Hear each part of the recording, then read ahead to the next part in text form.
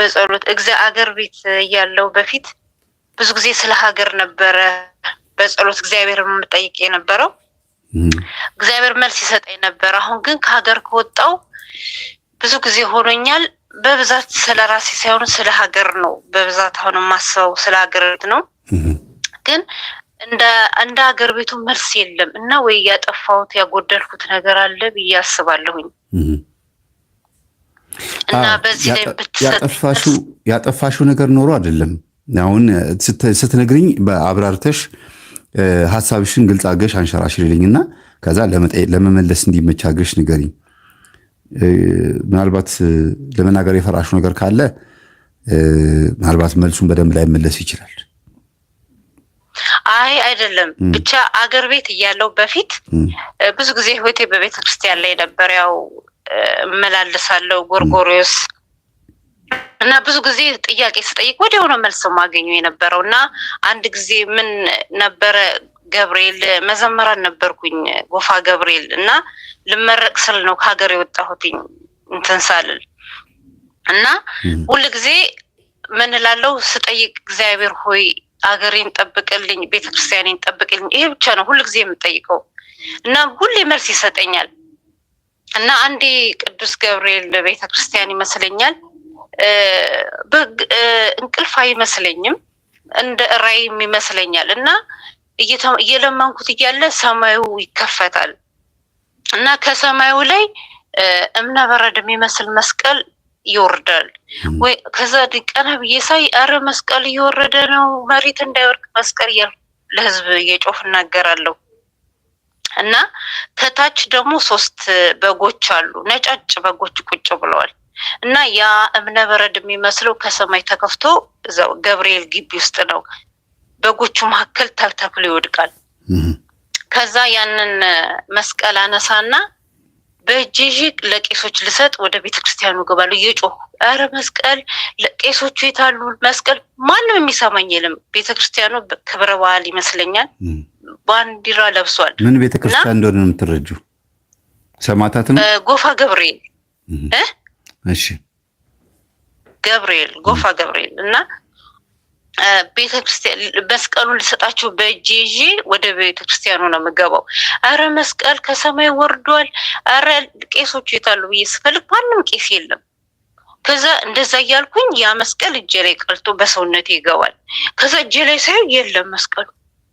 እጄን ገልብጬ አየዋለሁ የለም። እና በጣም አለቅሳለሁ። መስቀሉ የታለ ወደ እጄ ገባ ብዬ አለቅሳለሁ። እና የንስሐ አባት ነበሩኝ ግቢ ገብርኤል እና ለሳቸው ስነግራቸው ልጄ ጥሩ ነው ለሀገርሽ ጸልይ ይሉኛል። እና እሺ እና በብዛት ይሄ ነው። ቤተሰብ አላስብም ብዙ ጊዜ ሀገሬን ነው ማስበው፣ ቤተክርስቲያኔን ነው ማስበው። ብዙ ጊዜ ስለራሴ ብዙ ነገር አላስብም። እና ምንም እንደማትሆን ይነግረኛል፣ ግን ፈተና እንዳለ ይነግረኛል። አሁንም ደግሞ ከሀገር ወጥቼ ይሄንን ሳይ ብዙ ነገር ሳይና ስትሰማ በጣም ውስጤ ነው የተሰበረው። በጣም ነው ውስጤ የሚያመኝ።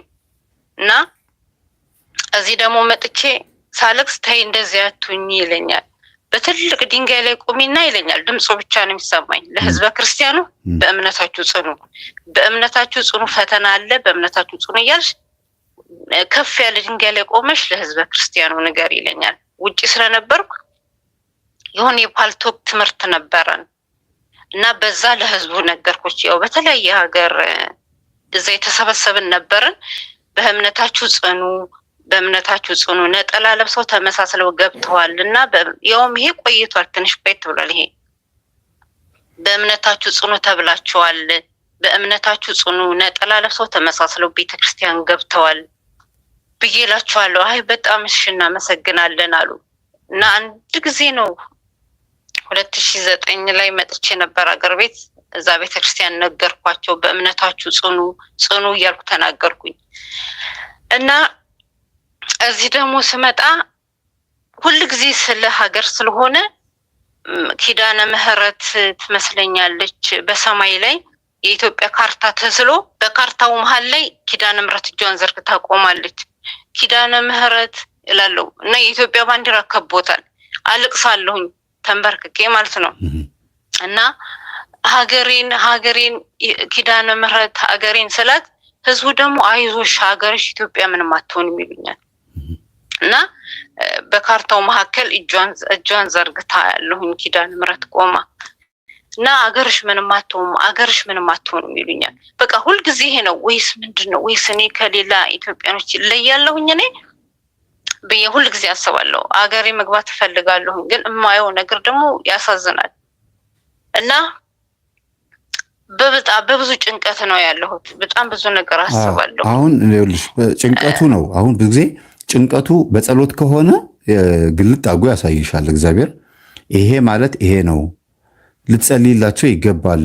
ግን የማይቀር ዕዳ ከሆነ የማይቀር ህልም ወይም የማይቀር ፈተና የሚመጣ ራእይ የተነገረ ትንቢት ከሆነ በጸሎትሽ ልታስቆሚው ሳይሆን ከዚህ ነገር አውጣኝ፣ ወደ ፈተና ማታግባን፣ ከክፉ ሁሉ አድነን እንጂ የሚለው ጸሎት ይሄ ነው ጥቅሙ። አንቺ እና ቤተሰቦችሽ እና በዙሪያሽ ያሉ አንቺን ሊሰሙ የሚችሉ ሰዎችን በተቻለሽ መጠን በጸሎት በማሰብ ቢያንስ በስጋቸው እንኳን ባይድኑ በነፍሳቸው የሚድኑበትን ነገር ማመቻቸት እንድትችይ፣ እንዲሁም ደግሞ ጥያቄ በብዛት ትጠይቂ ከሆነ ይሄ ነገር ለምን እንደዚህ ሆነብን፣ ለምን እንዲያረጉናል የሚል ጥያቄ ካለብሽ ለዛ መልስ እንዲሆን ነው የሚያሳይሽ ህልሙን። አሁን ብዙ ጊዜ መስቀል ማየት፣ በግ ማየት ሰማይ ላይ የሰማዕትነት ምልክት ነው። ለዚህ ነው ደብሩ ምን ነበር ያልኩሽ። ቅዱስ ገብርኤል ከሆነ ደግሞ የቁጣ ምልክት ነው። ስለዚህ የቁጣ ምልክት ነው ስልሽ ያው ቅዱስ ገብርኤል ከቁጣ ጋር ስለሚገለጥ ነው፣ ከቅንዓት ጋር ስለሚገለጥ ነውና በሰማዕትነት የሚያልፉ አሉ። እንዲሁም ደግሞ ሰማዕት እንዲሆኑ የሚያስገድዷቸው ነው አህዛቦች ደግሞ የሚቀጡበትም ሰዓት ይመጣልና ሁሉም የእጁን ስራ ያገኛል። ስለዚህ የምታያቸው ህልሞች ብዙ ጊዜ ለጭንቀቶችሽ መልስ የሆኑ ናቸው። ስትነግሪኝ እኔ እንደተረዳሁት ከሆነ ማለት ነው መልስ ናቸው። ትጨነቂ ስለነበረ እግዚአብሔር አትጨነቂ፣ የሚሆነው ይሆናል፣ ሊሆን ዘንድ ግድ የሆነው መሆን አለበት። የተነገረ ትንቢት ከሆነ ሰዎች ትንቢትን መሻር አይችሉም። እግዚአብሔር ቃሌ ከሚያልፍ ሰማይና ምድር ቢያልፍ ይቀላል ብሏል። ስለዚህ አንቺ ከዛ ከትንቢቱ ጋር የትንቢት መፈጸሚያ አታድርገኝ ብለሽ እንዳትደመሪ መጸለይ አለብሽ እንጂ መጨነቅ የለብሽም። ሲሶ የምድራችን ሲሶ በኃጢአትም ሆነ በአውሬው በተለያየ አይነት ወጥመድ እንደሚሞት የታወቀ ነው። ሲሶ ማለት ሩብ ማለት ነው። አንድ አራተኛው ማለት ነው። በተለያየ አይነት ነው። በጦርነት፣ በበሽታ፣ በፖለቲካ፣ በሱስ፣ በራሱን በማጥፋት በምን በብዙ ነገር እንትን ይላል፣ ቁጥር ይጎላል። እና ምንድነው ከዚህ አይነት ነገር ውስጥ ከመመደብ አድነኝ፣ የትንቢት መፈጸሚያ ከመሆን አድነኝ፣ ነፍሴን አድናት፣ ቤተሰቦችንም በእኔ ዙሪያ ያሉትን ሰዎች አድን ብለሽ ነው መጸለይ ያለብሽ ማለት ነው። ከአንቺ የሚጠበቀው ይሄ ነው። አንዳንድ ትንቢቶች ግዴታ መፈጸም አለባቸው። ለዛ ነው ብዙ ጊዜ አይነብ። አሁን ግን በጣም እየቀነሰብኝ መጣ። ከበፊቱ ህልም ብዙ ዚያ ላይም አሁን ግን አንዳንዴ በግልጽ ነው ማየው። ነፍሰ ጡር ሆኜ ነበር። ጸሎት ቤቴ ነው መሬት የምተኛው እና እመቤቴን በጣም ያስጨነኳት ይመስለኛል። እና ትመጣና ትንሽ ከዚህ ውጪ ብለኝ ከጸሎት ቤት ታባረረኛለች። ነፍሰ ጡር ሆኜ መሬት ላይ ነበር የምተኛው፣ እሷንም ከማስጨነቅ የተነሳ ማለት ነው። ከዛ ውጪ ሄጄ በቃ ተውኩት፣ እስከምወልድ ድረስ ከመሬት መተኛት ተውኩትኝ እና አልጋ ላይ መተኛት ጀመርኩኝ። ከዛ ከወለድኩ በኋላ ደግሞ ወረድኩኝ እና ብዙ ጊዜ አምላኬን አስጨንቋሉ ይመስለኛል በራሴ ሳስበው። ማለት ብቻ እኔ ደግሞ ምን እላለሁ አንዳንዴ እሺ በቃ እኔንም አረጋጋኝ እላለሁ። እኔንም እሺ አምላኬ ሆይ እኔን አረጋጋኝ፣ እሺ እግዚአብሔር ሆይ እኔንም አረጋጋኝ ብዬ እላለሁ። ሁልጊዜ የምለምነው ማለት ነው። እና ብዙ ጊዜ ይሄን ነው ማየው፣ ህልምም ማየው በብዛት የለም። አሁን በቃ ተኝቼ አንዳንዴ አሁን ሰሞኑን ሱባኤ ገብቼ ነበር እንዳልከው አንተ። ሱባኤ ስገባ ስለ ሀገር ነው ሱባኤ የምገባው፣ ግን ምን ያሳየኛል መምህር ተስፋዬ ተንበርክኬ ጸሎት ማድረግ ይመስለኛል። እና ጸሎት ቤቴ ላይ የኢትዮጵያ ባንዲራ አለ እና እየጸለይኩ ካለ ከተሰቀለበት ወደ መሬት ይወድቅብኛል እና በጣም ድምጽ ያሰማል። እዛ ዱብ ብሎ ሲወድቅ ብዬ ደንግጬ ያለው ምንድን ነው የወደቀው ብዬ ሳይ እጣን ማጨስ ይመስለኛል። እጣኑ ላይ ወደቀ ነው የሚመስለኝ እና ባለቤቴ አጠገቤ ቆማል። ላናገረው ብዬ ስል እኔ ጸሎት እያደረኩ ስለሆነ ማቋረጥ አልፈለኩም። ወይኔ ባንዲራው ወደቀ፣ ወይኔ እጣኑ ላይ ወደቀ፣ ማን ያንሳው ብዬ አወራለሁ። እንደዛ እያልኩኝ ባንናለሁኝ። ከዛ ምንድን ነው በቃ ማውራት አልፈለኩም፣ ግን ዝም አልኩ ነው። በቃ ይሄ ለባለቤቴም ብዙ ነገር አላወራም። በቃ በራሴ በውስጤ ነው በሆዴ ነው ዝም ነው የምለው። ምንድነው ለምን ወደቀ? እጣኑ ላይ ነው የማጨሰው እጣን ላይ ነው ወደቀ ይመስለኝና ወይኔ ወደቀብኝ ማን ያንሳልኝ እላለሁ። ኦኬ እና አሁን ምን መሰለሽ የምታያቸው ህልሞች በጣም በጸሎት ውስጥና በጭንቀት ውስጥ እንዲሁም ደግሞ ከመንፈሳዊ መሻት የመጣ ስለሆነ በላይቭ ብዙም ያን ያክል ባልፈታልሽ ደስ ይለኛል። ለአንቺም ጥሩ አይደለም። አንድም ጥሩ ነገር ነው የምታዩ ሲፈታ ብዙ ጊዜ ለግልሽ ሳይሆን ለአገራዊ ነገሮች ነው የምታዩና አጠቃላይ ነው የሚያሳይሽና ለብቻሽ ብፈታው ጥሩ ነው። ምናልባት ጥሩ ነው ብዬ የማስብበት መንገድ አለኝ የራሴ የሆነ አካሄድና ይሄንን ፊት ለፊት ባልፈታልሽ ደስ ይለኛል። ግን መልካም ነው። ጸሎት አድርጊ። የምትጸልዩ ጸሎትም ሆነ የምትሰግጂው ስግደት ወይም ማንኛውም ነገር ከራስሽ አልፎ ሌላ ሰው እንዲድን የምታረጊበት መንገድ በጣም አሪፍ ነገር ነው፣ ጥሩ ነገር ነው። ግን የበለጠ ብትቺ በአጀንዳ ብትመዘግቢው፣ በወረቀት ብትጽፊው ከዛ ደግሞ ሱባኤ ብትገቢበት ህልሙን ራሱ እንዲፈታልሽ ራሱ ከፈታልሽ በኋላ ለማንም አትነግሪማ። ራስሽ ነሽ ህልሙን የምትገነዘቢው፣ ፍቺውን የምታየው ራስሽ ነሽ እና የምትጠብቂውም አንቺው ትሆኛለሽ። አጋጣሚ ሆኖ በላይቭ ስለገባሽ ቀለል አድርገሽ አይተሹ በፊት ለፊት ለሁላችንም ነገርሽን እንጂ ይሄ በግል ለብቻ የምትይዡ እንትን ነው፣ ህልም ነው። ግልጽ ነው አይደለ? ግልጽ ነው መምህር፣ ግልጽ ነው። እስቲ ከህልም ወጣ በሉና ሌሎች ብዙ ሀሳቦችን ማውራት ይቻላል እና ብዙ ጊዜ ህልም ላይ አታተኩሩ። እኔ የህልም ነገር ላይ ብቻ አሁን መጀመሪያ የገባው ልጅ ጥሩ ነበር አካሄዱ። ከዛ በኋላ ወደ ህልሞቻችሁ ስትገቡ ጥሩ አይመጣምና አትናገሩ ሳይሆን እንደው እንደ መጨረሻ ላይ አንድ ጣል ወይ ሁለት ጣል ብታደርጉም ችግር የለውም። ቀጥታ ወደ ህልም ስትገቡ ግን የጉባኤያችንን መንፈስ እንትን ይልብናል፣ ይቀይርብናል። ደህና ሄደን ነበረ እና ጥሩ ነው። አመሰግናለሁ ስለ ደወልሽ የኔ እህት። ሌላ ጥያቄ ከሌለሽ መምህር? ሌላ ምንም ጥያቄ የለኝም። ይሄ ነው ብዙ ጊዜ የሚያስጨንቀኝ ያለው። ሌላው እግዚአብሔር ይመስገን፣ እግዚአብሔር ይመስገን። በጸሎት ላይ ያለው ነገር ጥሩ፣ እግዚአብሔር ይመስገን። ምንም እንትን ያለንም፣ ግን የሚያስጨንቀኝ የሀገርና ሃይማኖት ጉዳይ ብቻ ነው የሚያስጨንቀኝ። በስደት የወለድኳቸው ልጆች አሉ፣ ግን በብዛት ልጆቼ ያለንም በቃ ሀገር ላይ ነው ማሰብ፣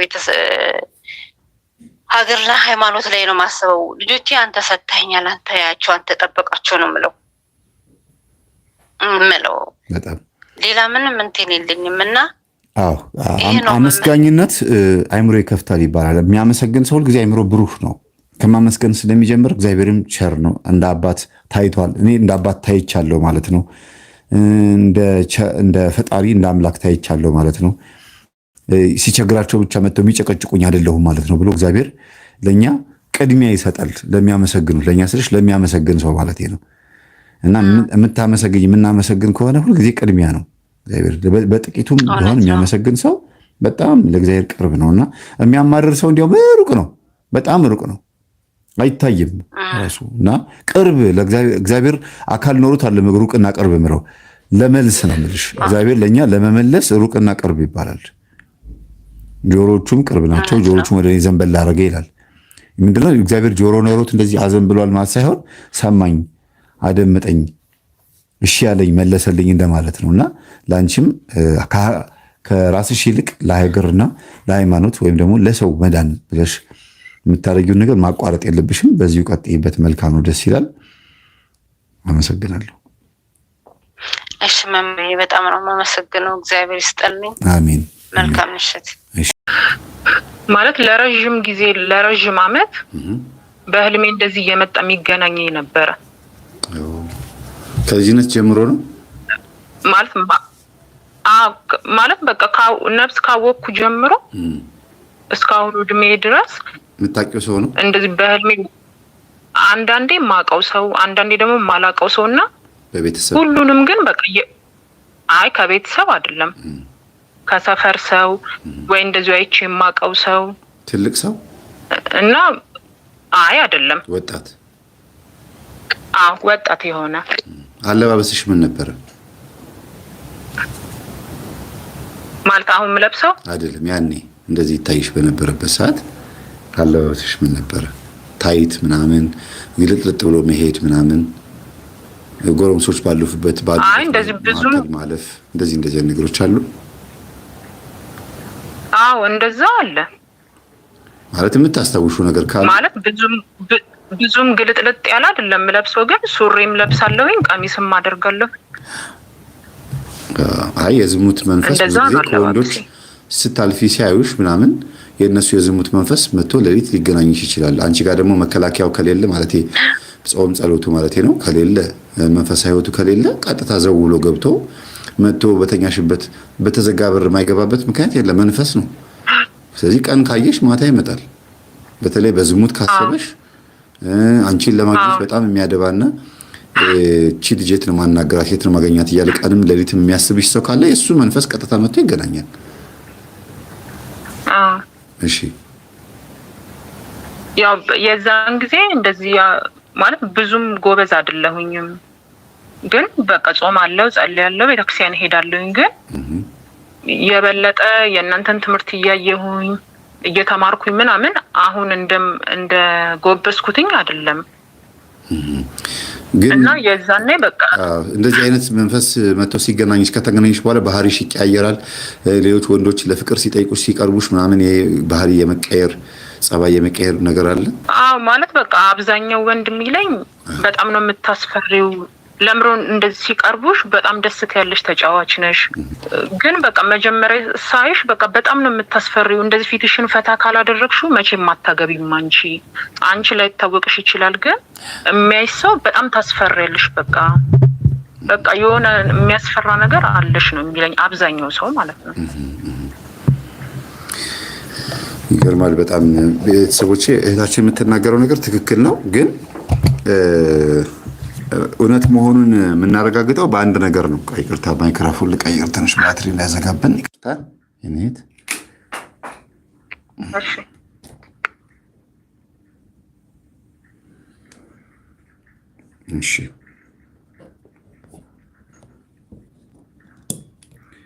እሺ እና ወንዶች ብዙ ጊዜ በህልም መጥተው የሚገናኛቸው ሴቶች ቀን ላይ ባህሪያቸው ለወንዶች የሚመች አይደለም። ለወንዶች ስል ማለት ለሁሉም አይደለም፣ ለሚፈልጓቸውና ለሚያፈቅሯቸው ለባለቤቶቻቸው፣ በተለይ ባልና ሚስት ሆነው ቤት ውስጥ አብረው እያደሩ ባል ከጎን ተኝቶ ሌላ መጥቶ የሚገናኛት አካል ካለ በቃ ይቺ ሴት ነገ ከነገ ወዲያ ትዳሯ ላይ ችግር እንደሚነሳ ማሳያ ነው። ጸብ እንደሚነሳ፣ ባሏ እንደምትፈልገው እንደማይሆንላት፣ እሱም ደግሞ ሚስቱ እንደምትፈልገው እንደማትሆንለት የተረጋገጠ ነገር ነው። ለምን ጣልቃ የገባ አስማንዲዮስ ወይም አስሞቴዎስ የሚባል መንፈስ አለ በቅዱስ ሩፋኤል ድርሳን ላይ ወይም በ80 አሐዱ መጽሐፈ ጦቢት ላይ አለ። ስለዚህ እንዲህ አይነቱን መንፈስ መከላከል የሚቻለው እህታችን አሁን እንግዲህ ምስክርነት ልትሰጥ ነው። ምንድን ነው ስለተስለሽ ነው የደረሰልሽ ወይስ ተጠምቀሽ ነው? በምንድን ነው? አይ ስለተስያ አይደለም፣ ግን በቃ ማለት ያው በህይወቴ ባለው ዙሪያ በቃ ማለት በህይወቴ እድሜም ሄዷል፣ ትዳር የለኝም፣ ፍቅረኛም የለኝም እና በቃ የሆነ ከ8 ዓመት በፊት ነው በቃ የመጀመሪያ ጓደኛዬ ጋር የተለያየ ነው እና ከዛ ወዲህ በቃ ወርም አይቆዩልኝም። ልክ ሲያገኙኝ በቃ በጣም ደስተኛ ናቸው። በቃ በጣም ደስታ ያለሽ በቃ የእናት ባህሪን ያለሽ ምናምን በቃ እንዴት ብዬ ልንገር፣ በጣም ደስተኛ ይሆናሉ። በቃ በጣም ደስተኛ ሆነው በጣም በቃ ከዛ ድጋሜ ይደውሉልኝ። ምክንያቱ ምንድን ነው እስቲ ስታስቢው? ማለት በቃ እኔ እንጃ እንትን ላለሁኝ እኔ በቃ ለምንድን ነው እንደዚህ የሆነው ምናምን እያልኩኝ እማረራለሁ፣ በጣም እናደዳለሁኝ እና መማረሩ እንዳለ ሆኖ አንቺ ከአንቺ የሚርቁበት እንትን አንድ አይነት ነው እንትኑ ይሄ የሚርቁበት መንገድ በቃ ተመሳሳይ ነው። መራቃቸው የሚነግሩሽ ነገር አለ እንደዚህ ነሽ ብለው ምክንያት የሚያቀርቡ ተመሳሳይ ነገር ነው። በቃ ተመሳሳይ ነው ማለት በቃ ወይ አንቺ ጥሩ ሰው ነሽ በቃ እኔ አልገባሽም፣ ወይ ደግሞ በቃ እደውላለሁ ይለኝና በዛው ይጣፋል ማለት ነው። ኦኬ። ስለዚህ አንቺ ጋር በጣም መልካም የሆነ ጥሩ ነገር አለ። ትዳር ትፈልጊያለሽ፣ ልጅ ትፈልጊያለሽ፣ ፍቅረኛ እንዲቀርብሽ ትፈልጊያለሽ። ግን በጣም እነሱን ደግሞ አንቺ የሚፈልጉት ምናልባት ቆንጆ ሆነሽ ሊሆን ይችላል ለዝሙት ወይም ደግሞ ለጊዜያዊ ነገር ፈልገውሽ ይርቃሉ ማለት ቀጥታ ለሱ ነው። ስለዚህ አንቺ ውስጥ የዝሙት መንፈስ አለ ማለት ነው። በቃ ለአንድና አንድ ምክንያት ለዛ ነው በቃ የሚቀርቡ። የዝሙት መንፈስ ይስብና አንቺን ሊያረክስሽ ይፈልጋል፣ የሚያርቅልሽ ደግሞ ይኖራል ማለት ነው። አሁን እንግዲህ እንኳንም ለጊዜያዊ ነገር የሚፈልጉሽ ራቁ እንጂ እግዚአብሔር ለአንቺ ያለውን ሰው እስኪያመጣ ድረስ መታገሱ ጥሩ ነው። ርብቃ የይስሐቅ ርብቃ ሚስት ከመሆኗ በፊት ስትመረጥ ራሷን ጠብቃ የነበረች አብርሃም ከሩቅ አገር ልጁ ይስሐቅ እንዲያገባት መልክተኛ ልኮ ባሪያውን ልኮ ሂዱና ውሃ ስትቀዳ ታገኟታላችሁ፣ ተከተሏት፣ ቤተሰቦቿን ጠይቁ፣ እንዲህ ስትል አዎ እንዲህ ስታረግ ምልክት ነገራቸው። የእግዚአብሔር መልአክ ያግዛቸዋል፣ በመንገድም ይመራቸዋል፣ ይዛችኋት ኑ ብሎ በእግዚአብሔር አይን የታየችዋን ርብቃን በአብርሃም አይን ውስጥም ደግሞ እንድትታይ አድርጓል። እግዚአብሔር አያትን፣ አብርሃም አያት። እንዴት አያት? በራእይ አያት። ርብቃን አይቷታል። ቤቱ ሆኖ ርብቃን አያት። የሚገርምሽ። ስለዚህ አንቺ በማን አይን የታየሽ ነሽ? በእግዚአብሔር አይን። የዝሙት መንፈስ ያለባቸው ሰዎች አንቺ ውስጥ ካለው የዝሙት መንፈስ ጋር ይሳሳባል። የትኛውን የዝሙት መንፈስ? ያኔ ወጣት እያለ በወጣት ስልሽ መቼም አሁን አርጅተሻል ማለት አይደለም፣ እንዳትቆጭኝ። ግን እድሜሽን አልጠይቅሽም፣ አይዞሽ። ሴት ልጅ እድሜዋን ስትጠይቅ አትወድም ይባላል። ኧረ እኔ ደስ ይለኛል፣ እኔ አላፍርም በእድሜ። በልጅነትሽ 32 ዓመቴ ነው። እሰይ፣ አንድ እውነተኛ እህት ተገኘች፣ ደስ ሲል እድሜዋን የምትናገር። ለሁሉም ሰው ነው የማወራው፣ ችግር የለብኝም። እኮ ለዚህ እውነተኛ ስለሆንሽ እኮ ነው የምትከብጃቸው። ደረጀና ሀብቴ ድራማ ሲሰሩ አንድ መስሪያ ቤት ሊቀጠር መጣ ደረጀ እና ዲግሪ አለህ? አዎ። ዲፕሎማ አለህ? ብዙ ነገር ያዘና ከዛ ስራ አስኪያጁ አትክልተኛ ሆኖ ነበረ። ስራ አስኪያጅ የሆነው ከአትክልተኝነት ተነስቶ ማለት ነው። እና ይቅርታ አንቀጥርህም፣ ለድርጅቱ ትበዛበታለህ አለው። እና አንቺም ለሚመጡት ሰዎች ስለምትበዥባቸው ነው እግዚአብሔር የሚያባርርልሽ። ገባሽ? ግን ምንድን ነው መቼ የገባው የዝሙት መንፈስ ነው ብትይ አንቺ ያስገባሽው አይደለም።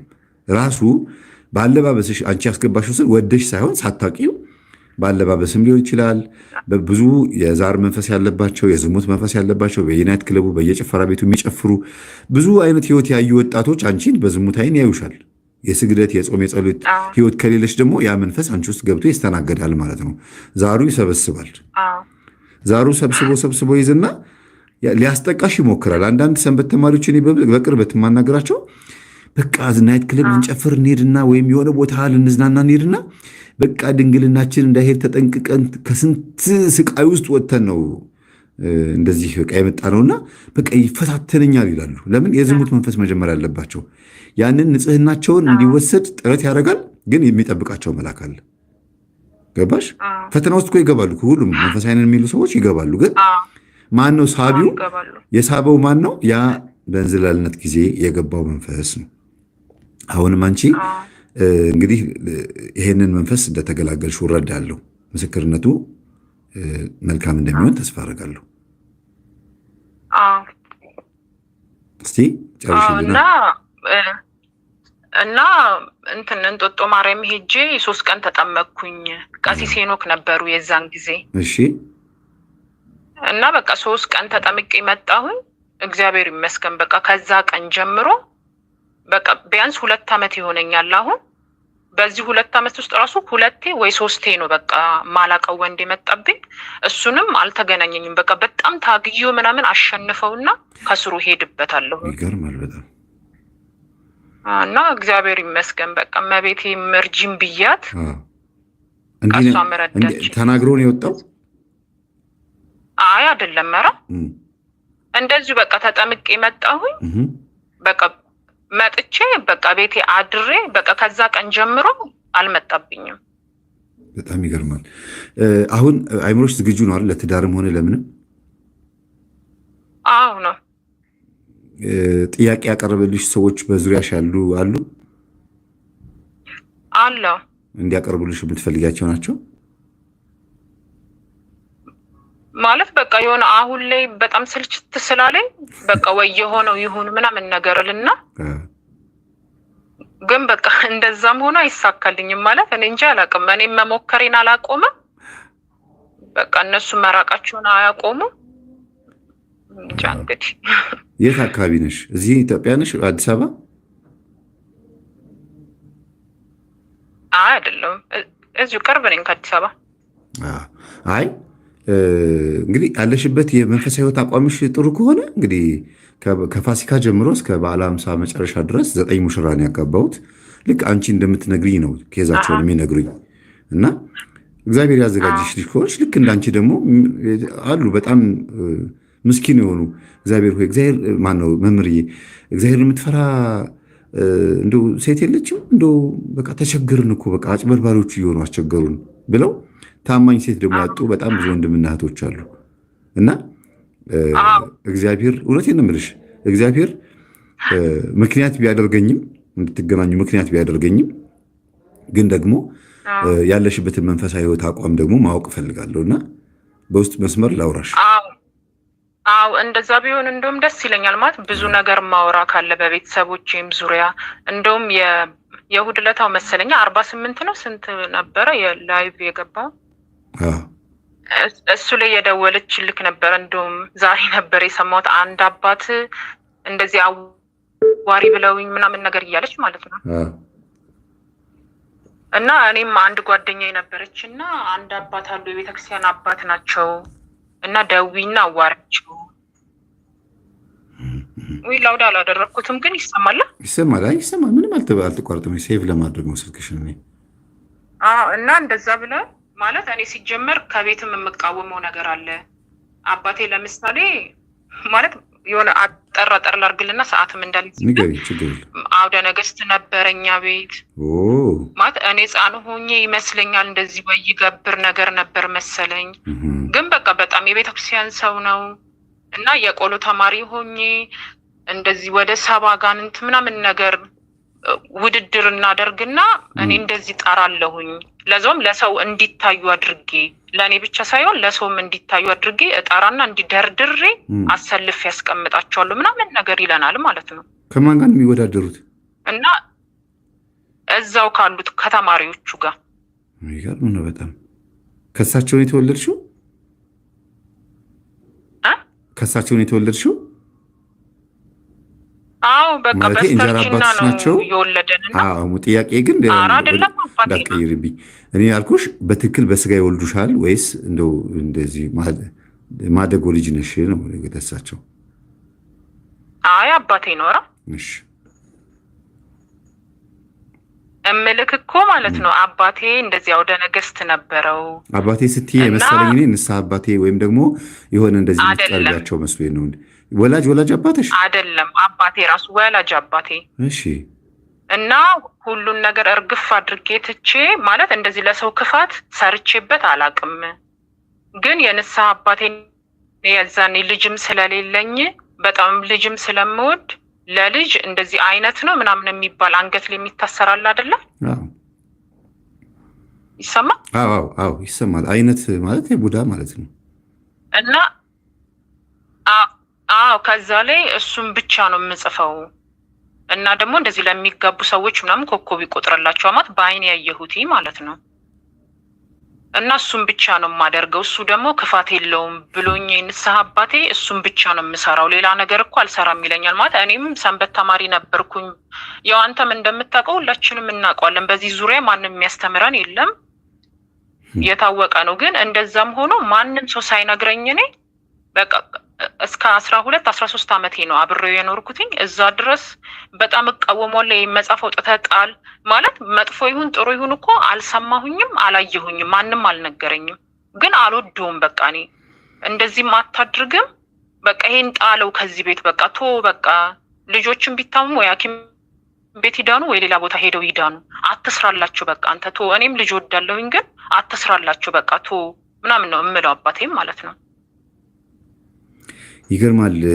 ከዛ በኋላ የተበቀለሽ ይመስልሻል? ግን ስታስቢው መንፈሱ አባትሽ ምን ነበር ፊታቸው ስትቃወሚያቸው ምን ነበር የሚሉሽ?